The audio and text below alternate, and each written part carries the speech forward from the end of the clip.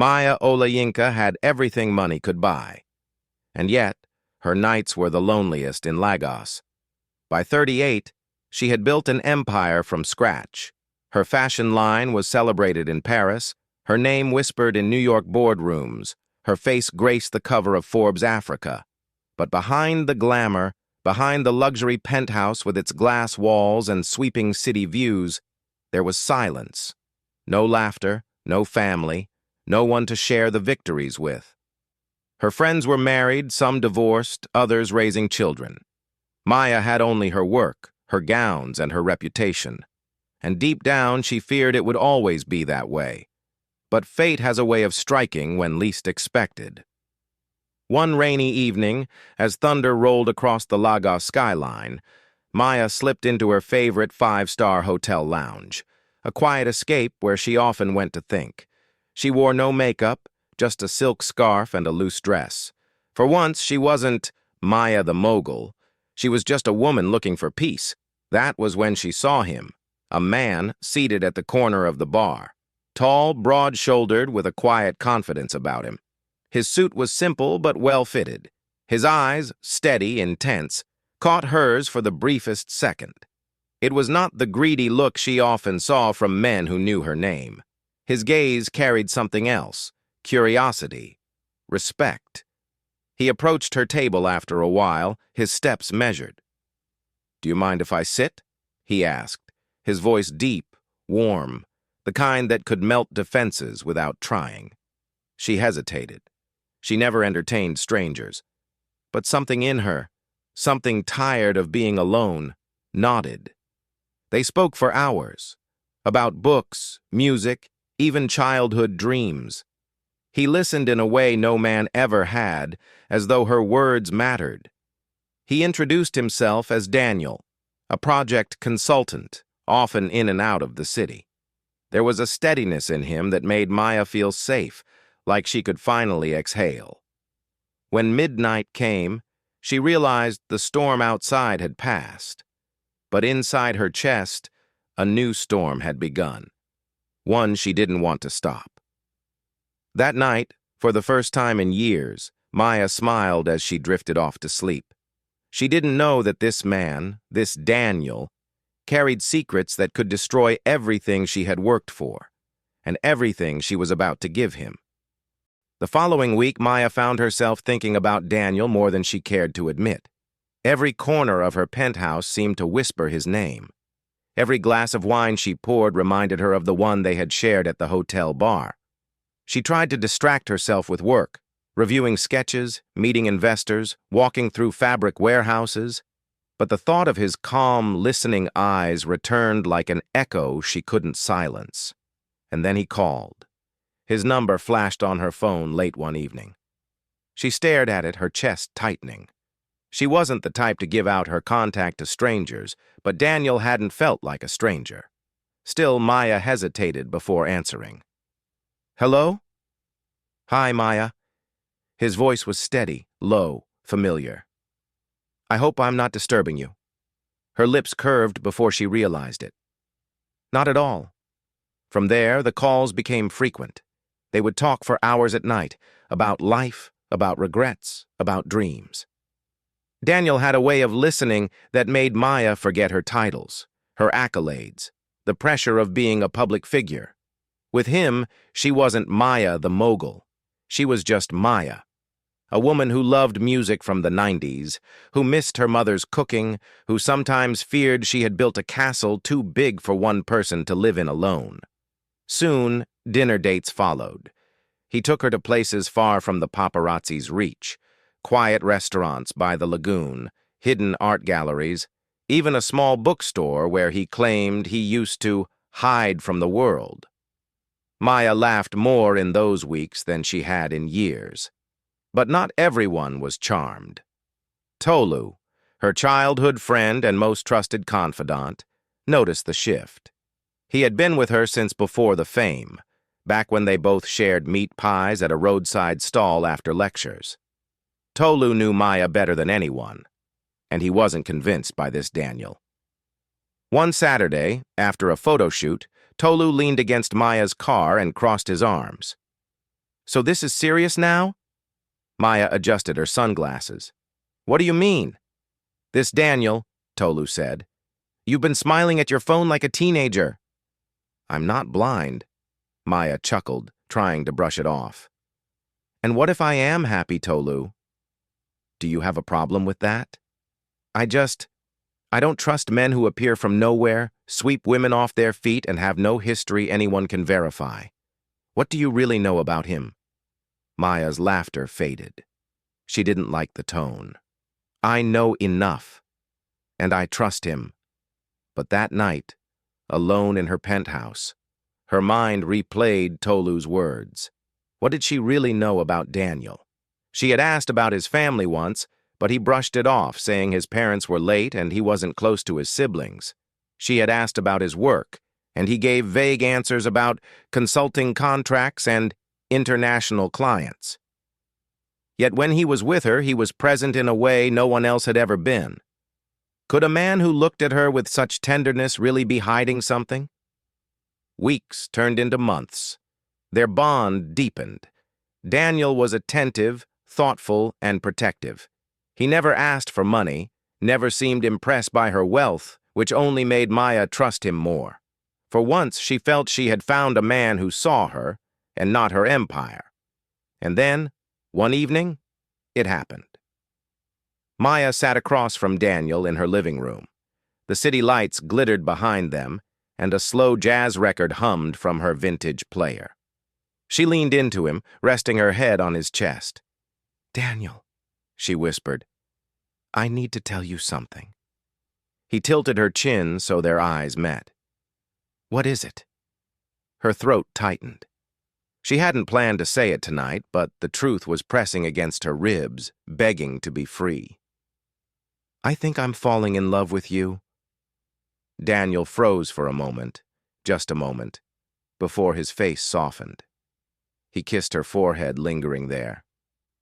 Maya, I feel the same. Her heart swelled. For the first time in years, she let her walls fall completely. But what Maya didn't see, what she couldn't know, was the flicker of conflict that passed through Daniel's eyes when she turned away. Because while Maya dreamed of a future with him, Daniel's phone vibrated silently in his pocket. A single message glowed on the screen. Don't forget why you're there. Time is running out. B. The glow of new love carried Maya through the next weeks like a warm current. She found herself humming while sketching designs, smiling during meetings, even forgiving suppliers who missed deadlines. The world seemed softer, lighter, filled with color. Daniel was often by her side. He wasn't flashy, didn't beg for the spotlight, but his quiet presence grounded her. They strolled through Echo Atlantic at dusk, took road trips to hidden beaches, and shared lazy mornings over steaming akara and pap. To the public, Maya still kept their romance discreet. But in private, she let herself dream of a wedding gown, her wedding gown, that she might finally wear. Yet beneath the warmth, shadows lingered. Daniel's phone. He guarded it too closely. He would silence it during dinners, step out to take calls, or sometimes disappear for hours with the excuse of work emergencies. When Maya asked, he would smile, stroke her hand, and change the subject. She told herself not to worry. After all, everyone had work pressures. But a quiet unease grew inside her like a thread pulling loose from fabric. Tolu noticed too. One evening, as Maya prepared for a gala, Tolu paced in her dressing room. Maya, listen to me. You're blind because you're in love. But I'm telling you, this man isn't clean. Maya applied her lipstick with a steady hand. You've said that before, Tolu. And yet he's never asked me for a thing. Not money, not favors. What more proof do you need that he's genuine? Tolu's jaw tightened. Proof is exactly what I want. Give me time and I'll find it. Maya turned, meeting his eyes in the mirror. Don't you dare investigate him! If I find out you've been snooping into his life, I'll never forgive you. Her words stung him, but she meant them. Love had made her stubborn. Still, Tolu was right. That night, while Maya dazzled the gala in a golden gown, Daniel slipped away to a deserted balcony. The city sprawled before him, glittering with lights, but his focus was on the phone pressed to his ear. "You're getting too comfortable," a sharp voice hissed through the line. It was Bola. Daniel gripped the railing. "I'm handling it." "You'd better," she snapped. "You think I don't see what's happening?" "You're catching feelings." That wasn't part of the plan. Silence stretched. Daniel's throat tightened. Finally, he muttered, "She's not what you think, Bola. She's kind, real. Maybe we don't have to." "Don't be stupid." Bola's fury cracked like a whip. "Do you want to go back to the gutter we crawled from? Do you want to stay broke while she sits on millions? Wake up, Daniel. She is a means to an end." Nothing more. Daniel's chest ached as the call ended. He pocketed the phone and returned inside, plastering on a smile. Maya, radiant on the dance floor, waved him over. He hesitated for the briefest second, then stepped back into her light. But cracks don't stay hidden forever. 2 days later, Maya noticed something strange. Daniel had left his jacket draped over her sofa. As she picked it up, his phone slipped from the pocket. The screen lit with a notification before she could set it aside. "Remember why you're there." Maya froze. The same cryptic message Daniel had received weeks before. Her pulse quickened. She shouldn't look. It wasn't her place. But her instincts screamed. She reached for the phone and stopped when she heard the door open. Daniel stepped in, smiling as though nothing in the world was amiss. And Maya, heart pounding, slid the phone back into the jacket. She didn't confront him. Not yet. But the seed of suspicion had taken root. That night, as Daniel held her close, whispering about dreams of the future, Maya's eyes stayed open, staring into the darkness. Something was wrong. Terribly wrong. And she vowed silently to find out what. Maya had always trusted her instincts. They had built her business, saved her from deals that would have ruined her, and guided her toward opportunities that made her a fortune. And now, those same instincts whispered one truth over and over again. Daniel is hiding something. She didn't confront him immediately. No, that wasn't her way. She knew how to play the long game. Instead, she grew quieter, more observant. She watched the way his eyes darted when his phone buzzed, the way he avoided direct answers about his work, the way tension stiffened his shoulders whenever he mentioned business trips. She smiled when he smiled. She laughed when he kissed her. But inside, she was building a map of his every move. One evening, while Daniel was in the shower, Maya picked up his phone again. She didn't know his passcode, or so he thought. But Daniel was careless. He had once unlocked it in her presence, and she remembered the pattern, a simple Z across the keypad. Her hands trembled as the phone unlocked. The messages confirmed her fears. Dozens of them, all from the same contact. B. Don't lose focus. She trusts you. Get closer. We need that code, Daniel. No excuses. Maya's chest tightened. Code? What code? And then her eyes caught a message that made her blood run cold. When she's yours completely, she won't see it coming. Everything she owns will be ours. Maya dropped the phone onto the couch as if it burned her. She could barely breathe. Daniel, the man who held her when she cried, who promised her forever, who whispered love into her ear at night, was plotting to take everything from her. But she didn't scream. She didn't confront him. She knew that rage was useless if it wasn't precise. So when Daniel emerged from the shower, towel draped over his shoulders, she smiled. She kissed him as though nothing was wrong. And as he wrapped his arms around her, Maya whispered to herself, "Not yet." "You'll never see it coming." The next day, Maya called Tolu. "Meet me at the office," she said. Her tone left no room for questions. When he arrived, Maya locked the door behind them. She paced the room, her heels clicking against the polished floor. Finally, she faced him. "You were right," she said, her voice low. Tolu froze. "About Daniel?" Maya nodded, her eyes glinting with controlled fire. "I've seen the messages. He's working with someone. A woman, I think. They want access to my accounts, my safe, my empire. He's been lying to me all along," Tolu cursed under his breath. "I knew it. I knew something was off about him. Maya, you have to cut him off before—" "No." Her voice was steel. "If I cut him off now, he wins nothing, but I lose the chance to destroy him." Tolu blinked. "Destroy him?" Maya leaned forward, her expression sharp. "I won't just send him away. I won't just expose him. I'll make him and whoever sent him think they've won. And when they're at their highest, I'll strike." That night, Maya played her role flawlessly. She let Daniel take her to dinner. She let him hold her hand. She even whispered that she dreamed of marrying him someday. Daniel's eyes softened, guilt flickering for a moment, but he buried it under a smile and kissed her hand. "Someday soon," he said. Maya's smile never wavered, but in her mind, she was already sharpening the knives of her revenge.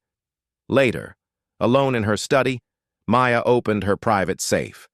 Inside lay her most valuable documents: deeds, contracts, international patents, account details, the backbone of her empire. She stared at them for a long moment, then picked up her phone. "Tolu," she said when he answered, "I need you to prepare duplicates, fake ones. Let him think he's getting the crown jewels while I keep the real ones hidden. When the time comes, we'll let him fall into the trap." Her friend hesitated. "Maya, are you sure about this?" Her eyes hardened. "I've never been more sure of anything in my life." For the next 2 weeks, Maya acted the part of the perfect lover. She laughed at Daniel's jokes, let him hold her close, and even spoke of moving in together. She planted just enough trust for him to believe she was blind. But each night when Daniel drifted into sleep beside her, Maya lay awake, silent, calculating.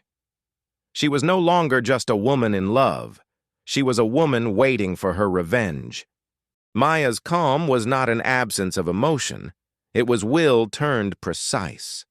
She had felt the betrayal like an icicle sinking slow through her chest, and every night since had sharpened the resolve beneath the hurt. She watched Daniel with the kindness of a woman who had decided to wear a mask until the hour she pulled someone else's off. Tolu became her quiet war room. In the weeks after the discovery, he moved like a shadow through the brand's operations: payrolls, security, IT, preparing backstops and building doubles. He created convincing forgeries of legal documents and photocopied deeds that looked older than time. He worked with a lawyer friend to draft alternate trusts and to file secret notices in jurisdictions Maya rarely used. If Daniel's confidence was to be rewarded, Tolu would make sure it was with fakes.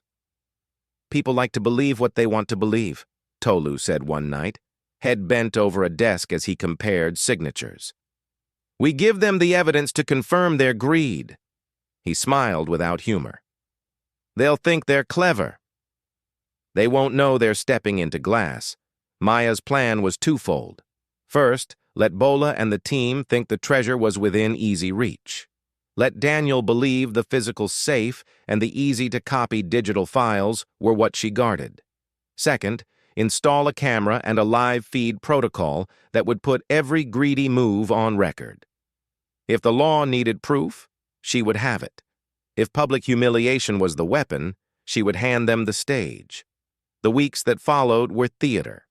She told Daniel she wanted to be more open, whispered about moving in together, about merging lives in a way that felt inevitable. He answered with gratitude and a touch of the old guilt that had once stolen at his edges. He began to say the words she wanted: future, family, always, while his phone buzzed silent threats in his pocket. One late afternoon, after she had rehearsed laughter in the mirror and swallowed suspicion into a practiced smile, Maya walked Daniel through the study. It's the one room I never let anyone into, she told him, fingering the carved arm of the desk. My mother left me this work table. The safe is more symbolic than useful. Daniel followed her slowly, watching her hands. She turned to him, allowing herself a private softness.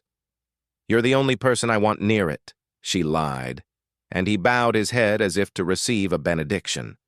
What he didn't know, the study now held a different lock, a hidden feed, a decoy safe perfectly arranged to look like 3 decades of wealth and papers. The real deeds, bank keys, and account authorizations were stored in a vault 3 countries away in the name of a shell trust Tolu had set up. Maya had the power to move everything at a moment's notice. The decoy would give them the illusion of victory. The illusion would be their ruin. Bola grew impatient. Her messages to Daniel grew sharp, thin with expectation. You promised, she typed one night. We need timing. Daniel texted back slower. I'm close. That word, close, became the metronome of the team's greed. On the day Maya planned to hand over the decoy, she staged a small domestic tableau. She cooked the food Daniel loved, rice with smoky fish and pepper sauce, telling the maid to set an extra plate for her cousin as a tease. She left towels folded just so, the light in the study soft. When Daniel arrived, he kissed her in the doorway and took the seat nearest the safe, eyes bright. They ate amid small talk. Daniel laughed, and for a moment, the old ache warmed her heart. Then, when the plates were cleared and the candles burned low, Maya excused herself to the bedroom to freshen up, while Daniel saw the opportunity to listen to B's voice record and sent her a picture of the documents before joining Maya in the bedroom, and Tolu, who had been watching in the kitchen, slipped to the study and opened the decoy safe. Tolu's camera feed didn't record what was inside. It recorded reactions. He timed everything. He recorded Daniel's arrival, his hesitation at the lock, his conversation with B, and the exact moment his face read triumph as he fanned through counterfeit certificates and polished brass ingots. The beauty of greed, Maya thought, was that it never stopped at enough. The decoy safe had been a success. Daniel's face, captured in crisp clarity by Tolu's hidden feed, told the story without a single word. The widening eyes, the trembling hands, the grin that spread as he fanned counterfeit deeds and glittering brass ingots. That single expression, relief, triumph, betrayal, was worth every sleepless night. But Maya knew that men like Daniel and women like Bola didn't stop at seeing. They needed to touch, to taste, to consume, and she gave them the opportunity. That was when they made the fatal mistakes. The first sign came 3 days later. Maya's office phone buzzed with a call from her lawyer, an older man who had handled her family's estate for decades. His tone was clipped, unusual for someone normally unshaken. Madam Maya, I received inquiries this morning from an overseas broker, someone claiming to represent you. They're pushing aggressively to offload 2 of your Lekki properties. At a discount, no less. Maya kept her voice calm. Send me the details. An email arrived within minutes. The documents attached bore her signature, her letterhead, her authorization. Perfect copies, except they weren't. They were Tolu's handiwork, the forgeries meant for Daniel's eager hands. Her chest tightened, not with fear but with satisfaction. The trap was deepening. By the week's end, Bola's operation moved faster. Jewelry pieces, family heirlooms that existed only in decoy inventories, appeared on the market. Daniel, too cautious to handle the sales directly, worked through Bola's men, sending photos of glittering pieces that didn't exist outside Tolu's counterfeit catalog. Every move, every transaction, every phone call was logged. Tolu had tapped not only the cameras in the study but also cloned Daniel's secret burner phone. The cloud filled with recordings. Bola's harsh commands, Daniel's hesitant confirmations, their mutual fantasies of life with Maya's fortune stripped bare. "They think they're untouchable," Tolu said one night, his voice low as he adjusted the feed monitors in his apartment. "But they're tripping alarms in 6 countries. Fraud, money laundering, conspiracy. We're building a case so airtight not even Bola's lawyers could cut it open." Maya leaned over his shoulder, her eyes never leaving the screen. Daniel's voice played from a recording. "She's so trusting, Bola. She showed me everything. Once this clears, she'll have nothing left." Maya closed her eyes briefly. Once, that voice had been her comfort. Now, it was evidence. The final act came faster than expected. On a humid Thursday night, Bola gathered her crew in an abandoned warehouse at the edge of town. Daniel was there pacing, his nerves frayed thin. "Why not wait?" he asked, running a hand through his hair. "We should be careful. She'll notice things missing." Bola cut him off with a glare sharp enough to slice steel. "Careful doesn't make us rich. We sell everything now. Transfer what's left tonight. By tomorrow, her empire is ashes." She slapped the forged deeds onto the table, her manicured fingers stabbing at signatures. "This is our coronation." What none of them knew. Half the room was already wired. Tiny microphones, cameras tucked into vents and light fixtures, every angle covered. Outside, unmarked vans waited, their engines humming in anticipation. Maya didn't need to be there. Her war was fought in shadows, but Tolu insisted on her being close, his colorful shirt hidden under a dark jacket, his eyes fixed on the monitors inside one of the vans. "They're circling the fire," he murmured, "ready to burn." The doors burst open at 10:42 p.m.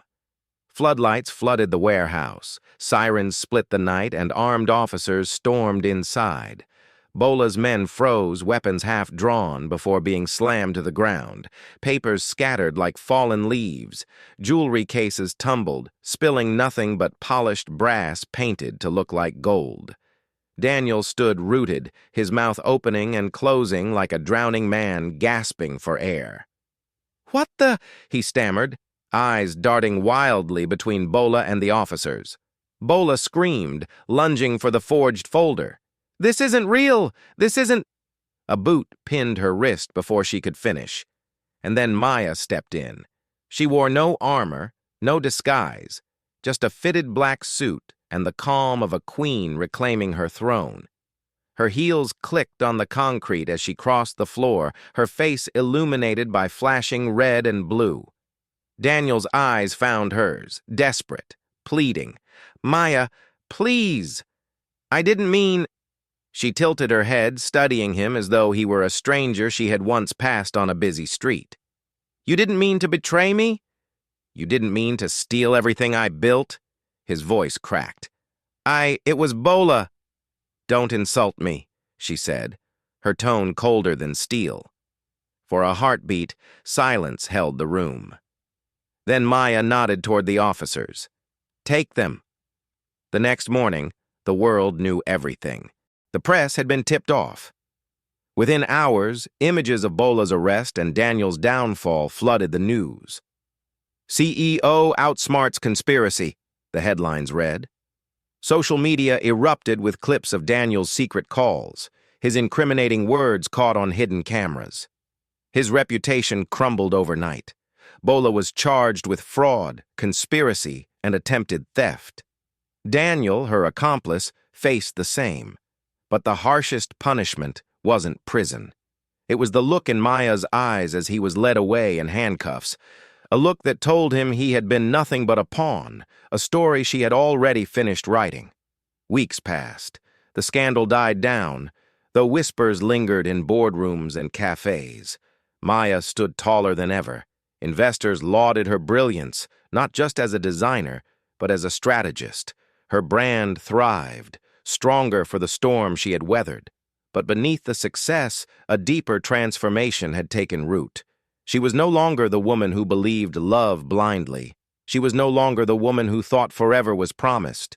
She had learned that power lay not in wealth, but in clarity, in patience, in refusing to be broken by betrayal. One evening she stood on her balcony, the Lagos skyline glittering before her. Tolu joined her, handing her a glass of wine. "Do you regret it?" he asked softly. Maya took a slow sip, her gaze fixed on the horizon. "No," she said.